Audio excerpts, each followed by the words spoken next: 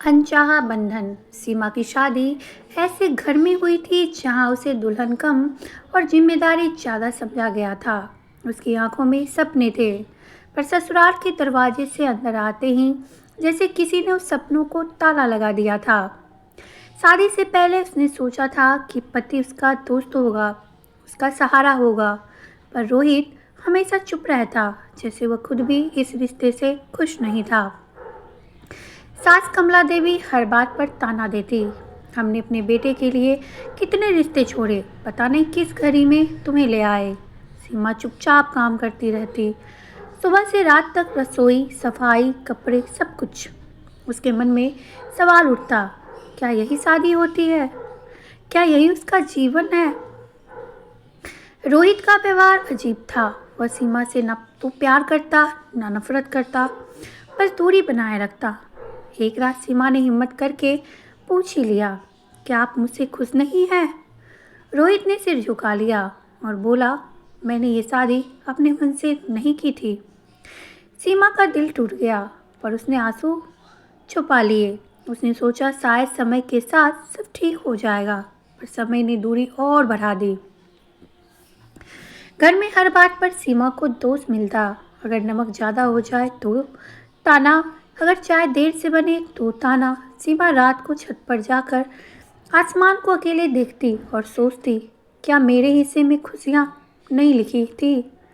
एक दिन सीमा की तबीयत अचानक से खराब हो गई, पर उसने किसी को कुछ नहीं बताया। उसे लगा अगर वो आराम करेगी तो फिर ताने मिलेंगे। वह काम करती रही और अचानक से बेहोश होकर गिर गई। पड़ोस की चाची उसे अस्पताल ले गई। डॉक्टर ने कहा इसे आराम की बहुत ज़रूरत है, बहुत कमजोरी है। रोहित पहली बार घबराया। उसने सीमा को देखा जो बिस्तर पर कमज़ोर पड़ी थी। उसे एहसास भी हुआ कि उसने कभी उसकी परवाह नहीं की। उस रात रोहित अस्पताल के बाहर बैठा सोचता रहा कि उसने सीमा के साथ कितना गलत किया है। धीरे धीरे सीमा ठीक हुई, पर उसके मन की थकान बढ़ती गई। एक दिन मायके से फ़ोन आया कि माँ बीमार थी। सीमा ने जाने की इजाज़त मांगी, पर उसकी सास कमला देवी ने कहा कि अभी काम कौन करेगा। इस बात से सीमा चुप रह गई, पर उसकी आंखों से आंसू बहते रहे। रोहित ने पहली बार माँ से कहा, उसे जाने दो माँ। कमला देवी इस बात से हैरान रह गई। सीमा मायके गई तो माँ ने उसे गले लगाकर पूछा, खुश तो हो ना बेटी? सीमा ने झूठ बोल दी कि हाँ माँ, बहुत खुश हूँ। वह नहीं चाहती थी कि माँ उसकी तकलीफ जाने। माय मायके में उसे कुछ दिन शांति मिली। बचपन की यादें, भाई की हंसी, माँ का प्यार। उसने सोचा काश यही जीवन हमेशा रहता, पर ससुराल वापस जाना था। लौटते समय माँ ने उसका हाथ पकड़कर कहा कि बेटी, अगर कभी बहुत दुख हो तो बता देना, घर हमेशा खुला है। सीमा रो पड़ी, पर कुछ नहीं बोली। ससुराल लौटकर उसने खुद को और मजबूत बना लिया। उसने पढ़ाई शुरू की, पुराने सपने को जगाया। रोहित धीरे धीरे बदलने लगा। उसने देखा कि सीमा कितनी मेहनत करती है, कितनी चुपचाप सहती है।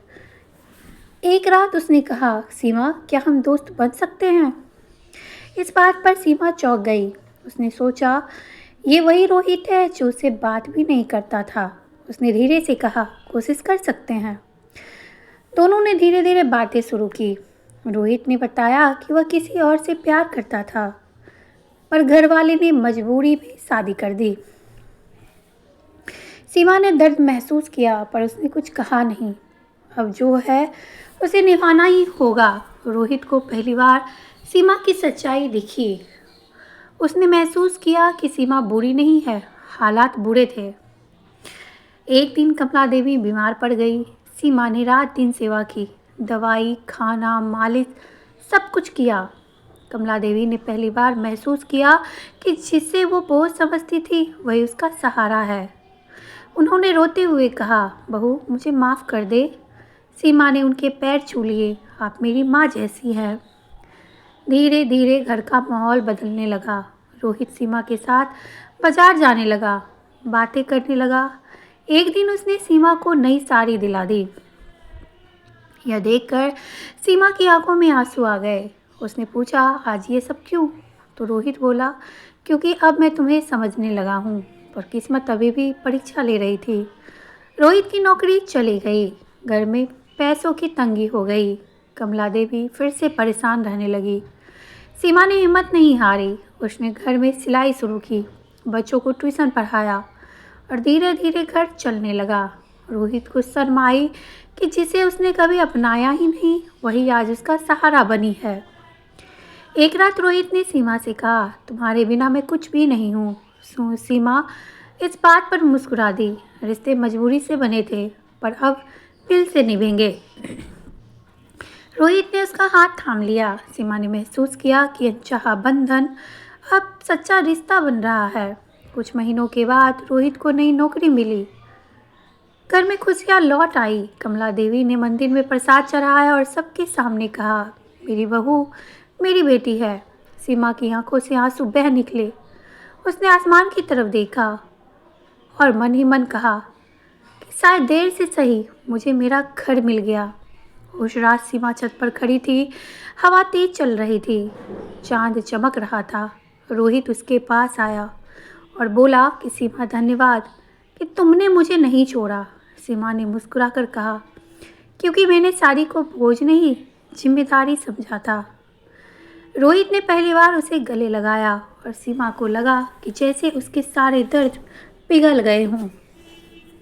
अनचाहा बंधन अब प्यार में बदल चुका था और सीमा ने समझ लिया था कि कभी कभी रिश्ते मजबूरी से शुरू होते हैं, पर सच्चाई, धैर्य और विश्वास उन्हें खूबसूरत बना देते हैं। सीमा ने सोचा था अब जीवन आसान हो जाएगा, लेकिन खुशियाँ जैसे उसके दरवाजे पर आती और लौट जाती। रोहित की नई नौकरी दूसरे शहर में थी और उसे रोज देर से लौटना पड़ता। कमला देवी अब पहले जैसी सख्त नहीं थी, पर उनके मन में पुरानी आदतें अभी भी थी। घर में छोटी छोटी बातों पर खटपट हो जाती। सीमा सब सह लेती, क्योंकि अब वह घर टूटने नहीं देखना चाहती थी। उसने खुद से वादा किया था कि चाहे कुछ भी हो, वह इस रिश्ते को निभाएगी। एक दिन पड़ोस में शादी थी। सब औरतें सजी धजी थी, हंस रही थी। सीमा ने भी हल्की सी साड़ी पहनी, बाल संवारे और आईने में खुद को देखा। उसे याद आया कि शादी के बाद पहली बार उसने आईना देखा था, जब आंखों में आंसू थे।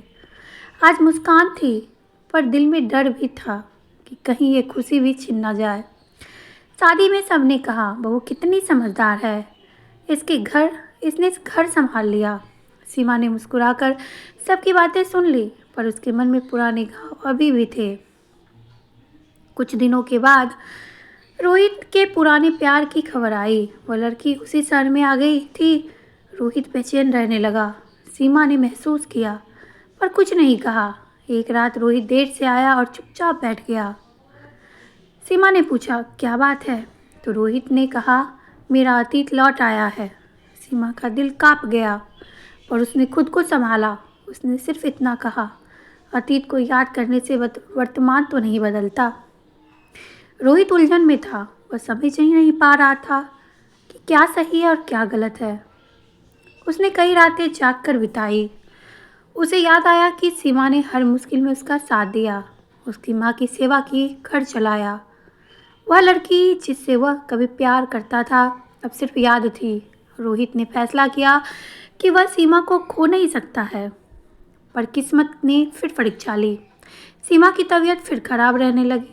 डॉक्टर ने कहा वह माँ बनने वाली है। घर में खुशी की लहर दौड़ गई। कमला देवी ने पहली बार सीमा को गले से लगाया।